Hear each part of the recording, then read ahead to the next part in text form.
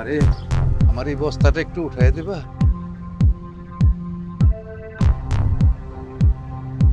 বুইড়ার বাচ্চা বুইড়া, তোর এত বড় সাহস! তুই আমাকে বলছিস এই নোংরা বস্তাটা তোর মাথায় উঠাই দিতে? হ্যাঁ, তুই জানিস তুই কার সাথে দাঁড়িয়ে কথা বলছিস?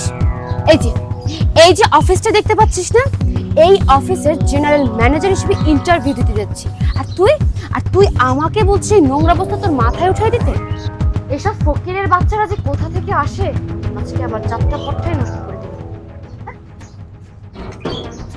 বাবারে, আমার এই বস্তাটা যদি একটু কাঁধে উঠাই দিতা। ফকিরের বাচ্চার সাহস কত বড়, আমাকে বলছে বস্তা উঠিয়ে দিতে। মন্ডায় চাচ্চু লাত্তি মেরে এখান থেকে সরিয়ে দিই। তুই জানিস কাকে কি বললি? আমি এই অফিসে ম্যানেজার হিসাবে ইন্টারভিউ দিতে যাচ্ছি, তুই আমাকে বলছিস সেই বস্তা উঠিয়ে দেওয়ার জন্য? ফকিরের বাচ্চা আমার যাত্রাটাই নষ্ট করে দিল। আজকে যে সারাটা দিন কিভাবে যাবে। বাবারে, ও বাবা, আমার এই বস্তাটা একটু উঠাই দিবা আমার কাঁধে, অনেক ওজন তো। এই টোকার বাচ্চা টোকাই, তোমার গেন্দিরে নষ্ট করে দিল। এই যে বাবা। আপনি আমাকে ডাকছেন? বাবা, হ্যাঁ তোমাকে ডাকছি বাবা। বলেন। আমার এই বস্তাটা অনেক ওজন তো বাবা, আমি এটা 5 তলায় নিয়ে যাবো, যদি একটু উঠাই দিতা। আপনি কি বলছেন? আপনি এই বয়সে এই এত বড় বস্তা 5 তলায় তুলবেন? হ্যাঁ বাবা। এ কখনো পসিবল? আচ্ছা ঠিক আছে, বুঝতে পেরেছি। আপনাকে তুলতে যেতে হবে। আপনি এটা ধরেন, ধরেন এটা। হ্যাঁ, আপনি ধরেন, আপনি হাতে রাখেন, আমি নিচ্ছি। কি করছো বাবা? তুমি পারবে না, তুমি পারবে না, তুমি পারবে না তো। আপনি আসেন আমার সাথে।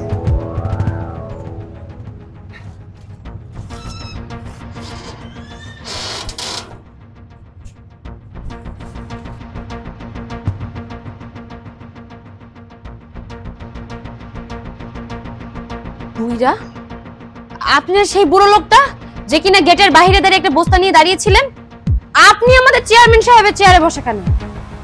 আমি ফকিন্নির বাচ্চা না, আমি এই কোম্পানির চেয়ারম্যান শরীফ চৌধুরী। স্যার, আপনি আমাদের ইন্টারভিউ নেবেন? তোমাদের ইন্টারভিউ নেওয়া শেষ, আমি গেটেই ক্লিনার সেজে তোমাদের ইন্টারভিউ নিয়ে নিয়েছি। কি বলছেন স্যার? ইন্টারভিউ হয়ে গেছে? তাহলে তো চাকরিটা মনে হয় আমিই পাবো, যেহেতু আমি একাই নারী ক্যান্ডিডেট, আর নারীদের যেহেতু অগ্রাধিকার বেশি, তার মানে চাকরিটা আমি পাবো। ঠিক বলেছি না স্যার? মামনি, তোমার কি মনে হয় এই চাকরিটা পাওয়ার যোগ্য তুমি?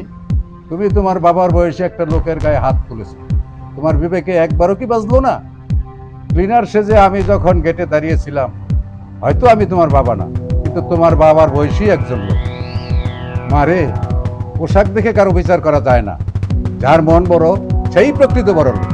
আমি আমার অফিসে এমন একজন স্টাফ চাই, যে নাকি সুইপার থেকে আরম্ভ করে উপরস্থ কর্মকর্তাদের নিয়ে এক টেবিলে বসে লাঞ্চ করতে পারবে, সেরকম একটা স্টাফ আমি চাই। সেই মন মানসিকতা তোমাদের কারো মধ্যে নেই। তোমরা এখন আসতে পারো, তোমরা এখন আসতে পারো। রাহুল, তুমি দাঁড়াও, এদিকে আসো তো রাহুল। হ্যাঁ, এই চেয়ারটায় তুমি বসো তো, আমি দেখি। বসো, বলেন, স্যার। বসো, হ্যাঁ বসো। আমি আপনার চেয়ারে বসবো? হ্যাঁ বসো। স্যার, কেমন দেখা? আরে বসো না।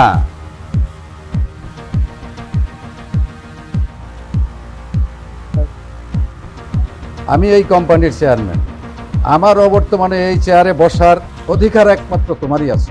আমি যেভাবে এই চেয়ারে বসে এই অফিসটাকে সুন্দর করে পরিচালনা করে আসছি, আমার মনে হয় তুমিও ঠিক সেইভাবেই পরিচালনা করতে পারবে। সবার উপরে মানুষ সত্য, তাহার উপরে নাই। আমি যেমন ধনী গরিবের কোনো ভেদাভেদ রাখি নাই, আশা করি তুমিও তেমনি কোনো ভেদাভেদ রাখবে না।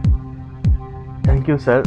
আর সত্যি কথা বলতে স্যার, আমি সত্যিই অনেক আনন্দিত, কারণ আমার চাকরিটা খুব দরকার ছিল। কিন্তু আল্লাহ তাআলা যে আমার ভাগ্যে এত ভালো একটা চাকরি রেখেছে, আমি কখনো ভাবতেও পারিনি স্যার। স্যার, আমি আপনার প্রতি আজীবন কৃতজ্ঞ থাকব। স্যার, আপনি আজকে আমার উপর যে দায়িত্ব দিয়েছেন, আমি আমার নিষ্ঠার সাথে চেষ্টা করব সবসময় দায়িত্বটা পালন করতে স্যার। All the best. আগামীকালকা থেকে তুমি ইচ্ছা করলে অফিসে জয়েন করতে পারো। জি স্যার। আর তোমার বেতন হবে 1,20,000 টাকা।